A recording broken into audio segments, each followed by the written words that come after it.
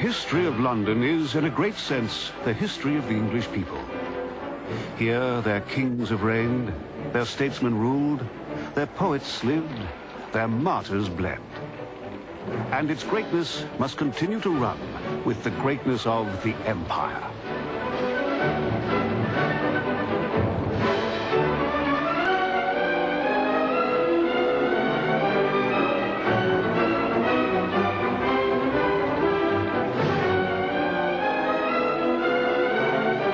At the beginning of the century, Australian artist Arthur Streeton painted Trafalgar Square in London.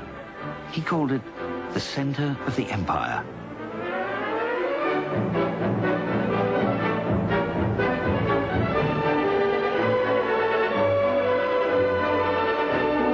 London was the largest and most influential city in the world, preeminent in finance, trade and commerce. It was the capital not just of Great Britain, but of the entire British Empire.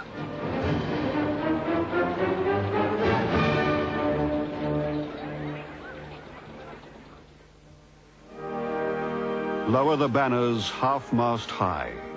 The great white queen is dead. Drape the scutcheons, arms reverse, muffle the charger's tread. Ring out the requiem far and near, proclaim the message dread, warning the nations pole to pole, the great white queen is dead.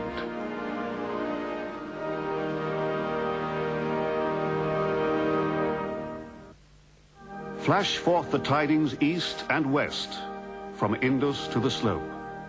Herald the death cry north and south, Vancouver to the Hope. Where'er the sun shall rise or snows, or set o'er plains blood red, lower the banners half-mast high. The great white queen is dead.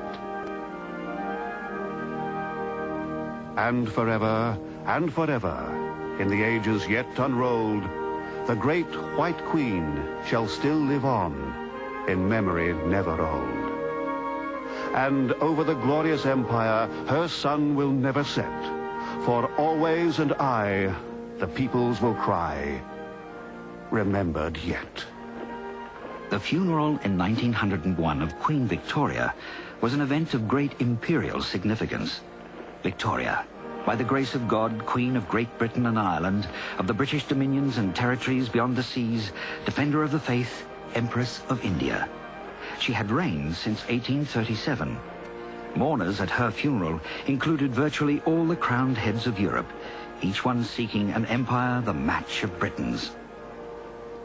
It's during Queen Victoria's reign that the, shall we say, the penultimate expansion of the British Empire took place, in that a very large part of tropical Africa was brought under British control on the map, and the Australian colonies benefited very much from the annexation of Fiji, and therefore preserved the Pacific, as it were, for what the colonists called the British heritage. And this was a tremendously impressive time, often misunderstood, and possibly even illusory in the extent of power that it exhibited. But still, it was very, very spectacular. European royalty was very well represented at the funeral, and Queen Victoria was related to many of the crowned heads and others who came. In a sense, she was almost the imperial mother of European royalty. In 1901, the British Empire was the mother of all empires. During the 19th century, Europe had been transformed by the rise of nationalism, culminating in the unification of Germany and the completion of Italy's Risorgimento by 1871. What was the British Empire in 1901? At its apex was the monarch and the Imperial Parliament of Great Britain. The Colonial Office, a branch of the civil service presided over by the Colonial Secretary, was charged with its administration.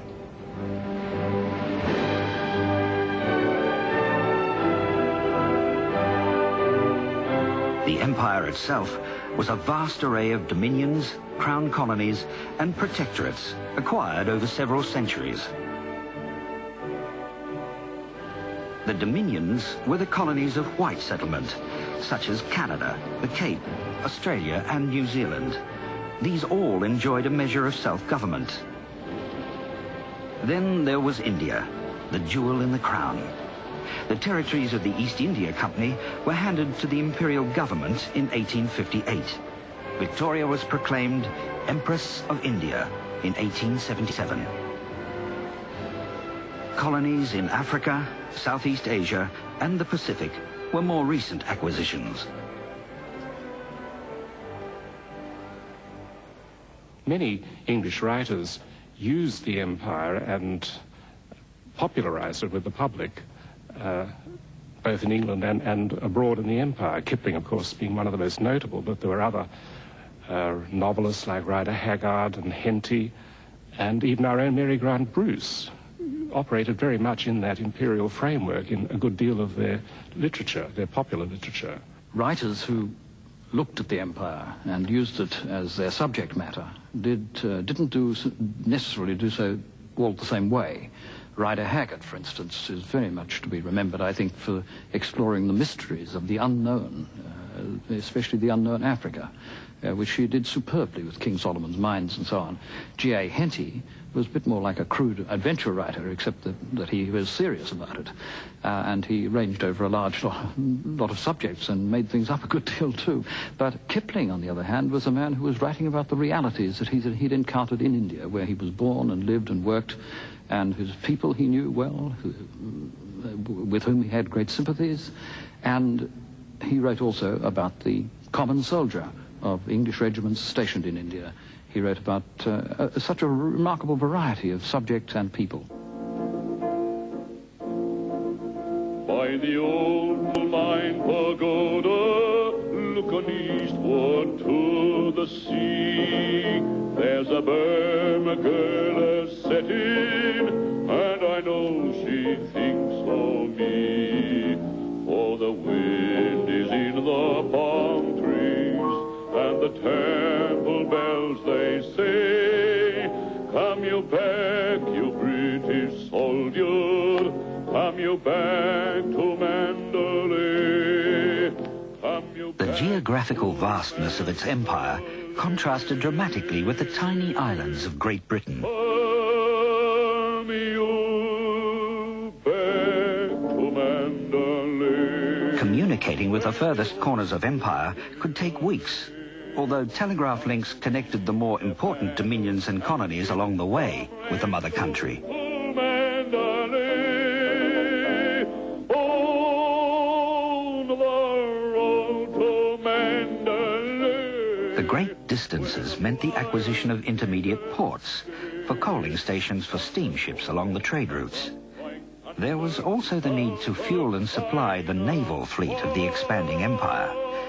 This was the justification for some of the apparently less important crown colonies.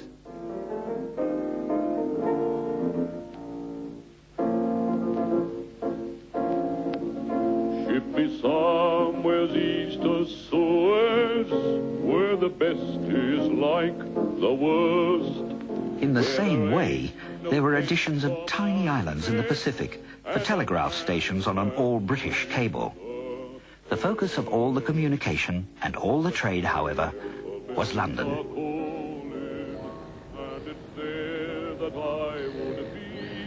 Ships plying the trade routes of the empire brought their goods and passengers back to the largest dockland in the world. Looking lazy at the sea. Of all the empire, the white dominions, the self-governing colonies, were relatively privileged. Since 1887, they had sent their representatives to colonial imperial conferences.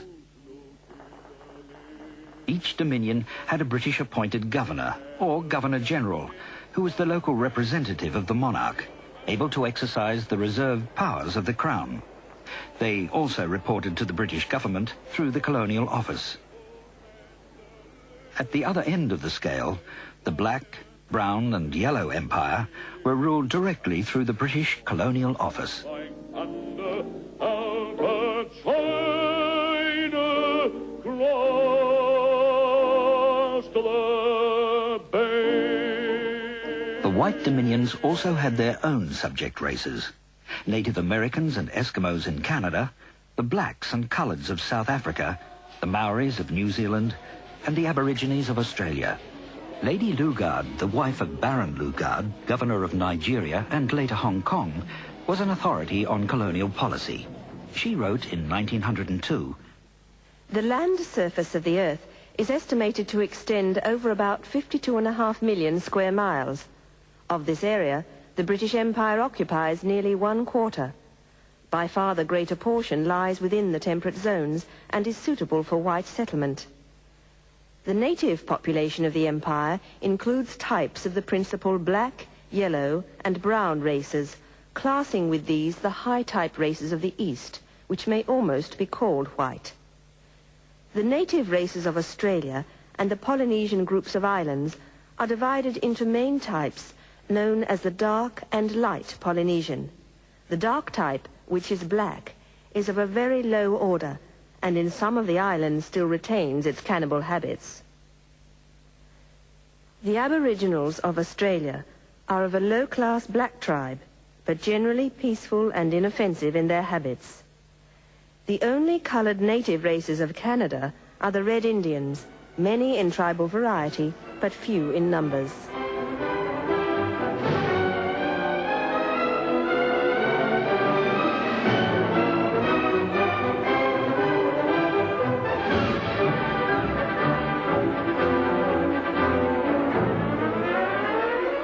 The continuing rationale of the empire was economic. Colonies were supposed to supply food for the mother country and raw materials for her factories. Britain provided the investment for the colony's development.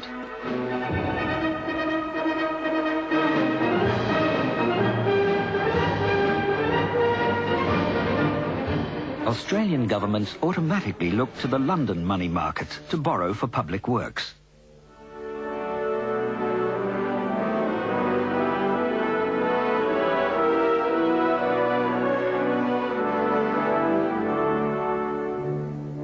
She stands a thousand-wintered tree by countless morns impearled. Her broad roots coil beneath the sea, her branches sweep the world. Her seeds, by careless winds conveyed, clothe the remotest strand with forests from her scatterings made, new nations fostered in her shade, and linking land with land. O ye by wandering tempest sown, neath every alien star, forget not whence the breath was blown that wafted you afar. For ye are still her ancient seed, on younger soil let fall. Children of Britain's island breed, to whom the mother in her need, perchance may one day call.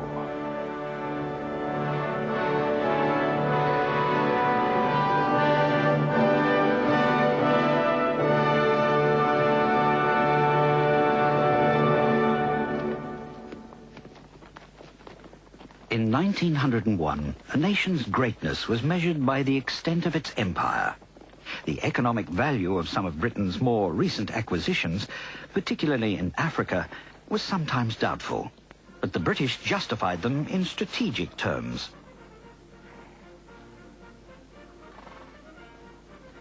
Africa was being partitioned by the European powers, and in the process, Britain succeeded in colouring a good deal of the continent red. There was, however, a strong economic motive for annexing the Boer republics of South Africa. In 1886, the Witwatersrand gold reef was discovered. It was soon supplying 1/4 of the world's gold. German sympathy for the Boers added to the tension.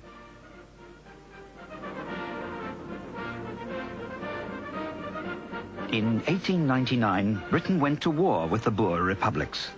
In a show of imperial strength, she called upon her colonies to support the empire. Although not everyone supported the war, the Australian colonies sent contingents to South Africa. After 1901, the new Commonwealth eagerly sent more.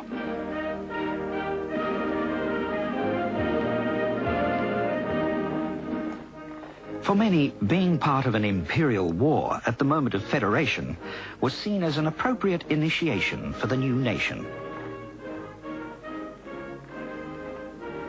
In a sense, the Boer War was one of those great mistakes that happened, or an unnecessary war, you might say. It didn't necessarily seem so at the time, though, because it did seem that the Transvaal was able to challenge British colonial domination of southern Africa, and that could not be allowed to happen, partly because of the real strategic value of the Cape of Good Hope in naval terms and the like, and partly because of the loss of reputation which would be suffered if the Transvaal attained what seemed to be its objectives in South Africa, which is to get the British out of South Africa and establish their Afrikanerdom. There was a very large support for the war, not so much at the beginning, but after it had started and after disasters had overtaken the British forces in South Africa.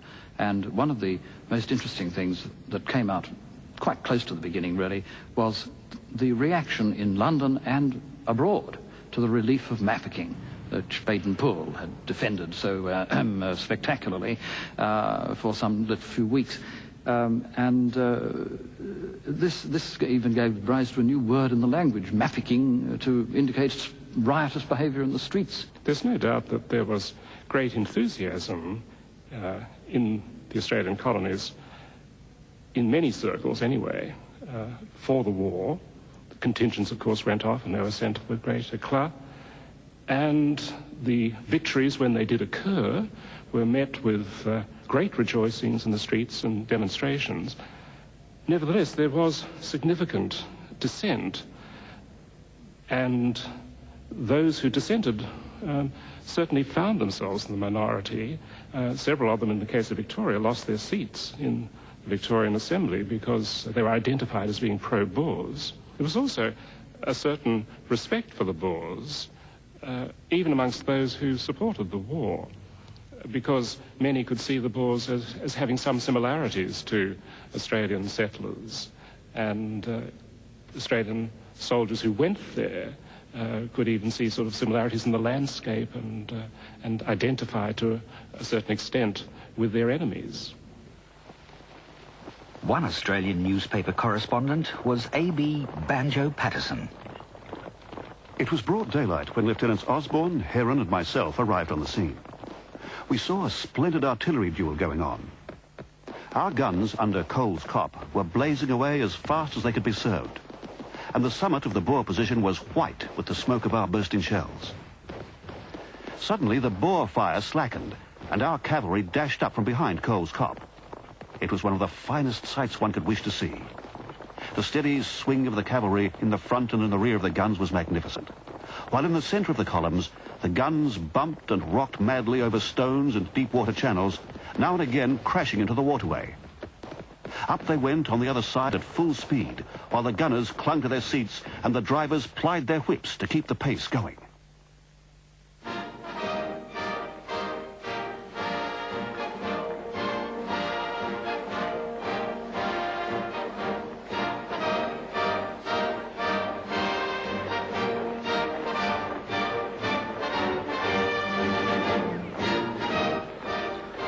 The war in South Africa contributed to an increasingly strident expression of jingoistic imperialist sentiment.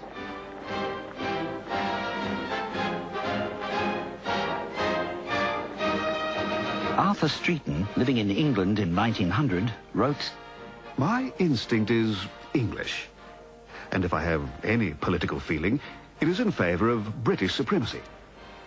British rule and control undoubtedly means greater freedom in every way for the subjects than any other rule. And that is why I'd like to see it continue.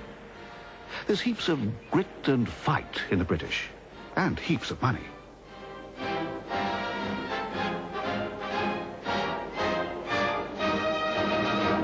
The widespread British feeling was that the Anglo-Saxon race was especially called to rule. This was the time of Land of Hope and Glory, a kind of imperial hymn set to Elgar's first pomp and circumstance march. Land of hope and glory, mother of the free.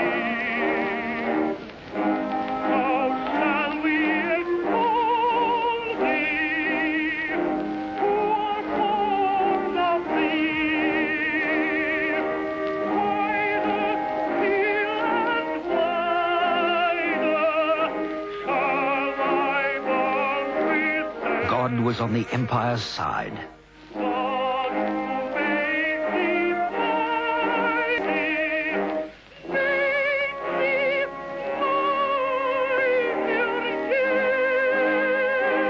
The Empire was being popularized and marketed.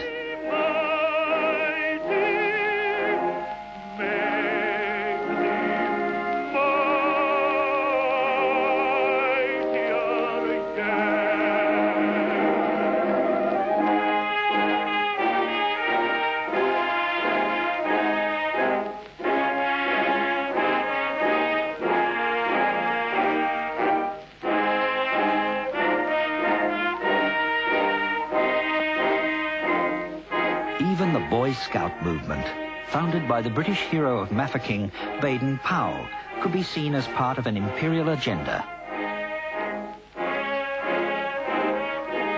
For many Australians, this fervour, almost hysteria, heightened a sense of belonging. The Empire was Australia's world. The rest of the world, inhabited by foreigners, could only be understood through the filter of Britain and Empire.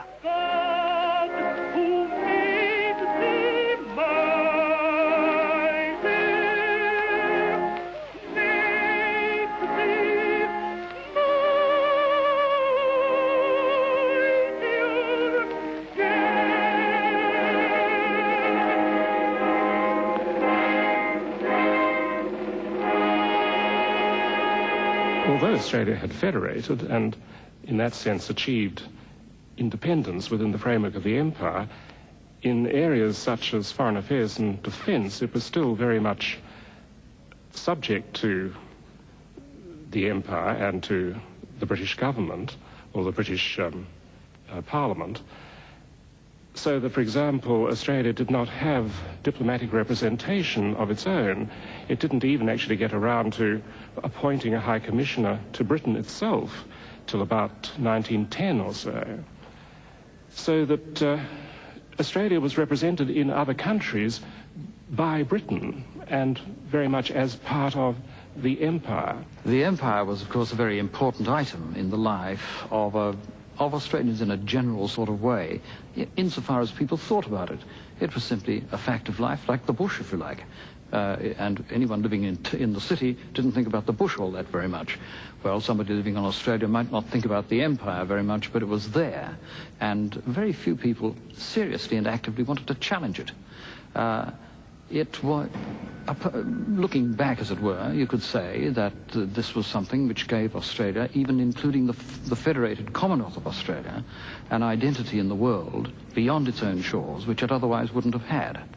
And that was something which mattered and continued to matter, and was one of the things, of course, which brought Australia into the Great War of 1914, because it was part of the Empire, part of a large supranational kind of, almost a state. Australians could have mixed feelings about the centre of the Empire when seeing it at first hand. Patty Deakin, wife of Prime Minister Alfred Deakin, wrote from London in 1901. I think I've done a little for Australia.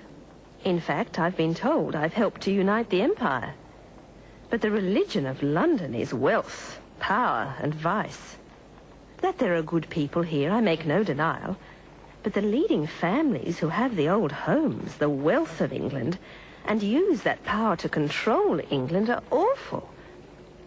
The poor God help them, for they've much to endure. Oh, for Australia, sunshine and freedom.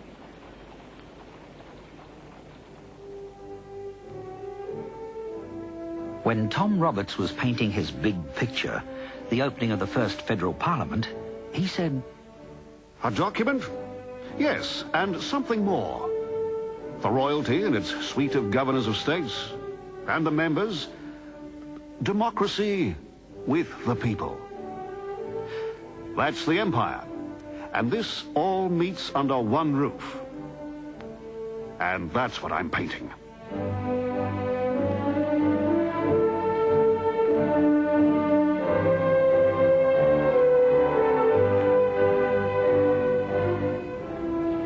Most Australians were loyal supporters of the Empire, more so because as the century advanced, Britain appeared to be under challenge from Germany.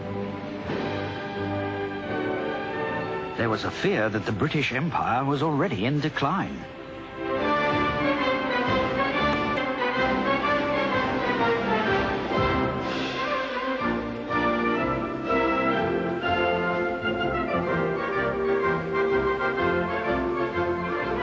In 1908, Alfred Deakin enthusiastically welcomed a visiting American fleet, the Great White Fleet.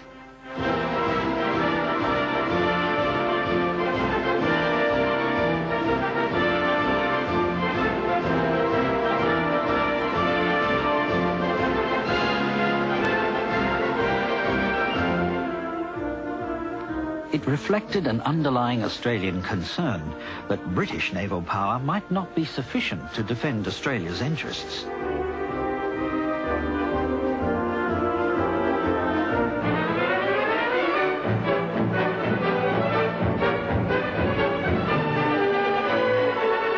The extravagant jingoism of the early 1900s could be seen as showing the weakness of the empire rather than its strength. But, for better or worse, Australia was part of this empire, with eyes fixed firmly on London. Australians could hardly conceive of anything else.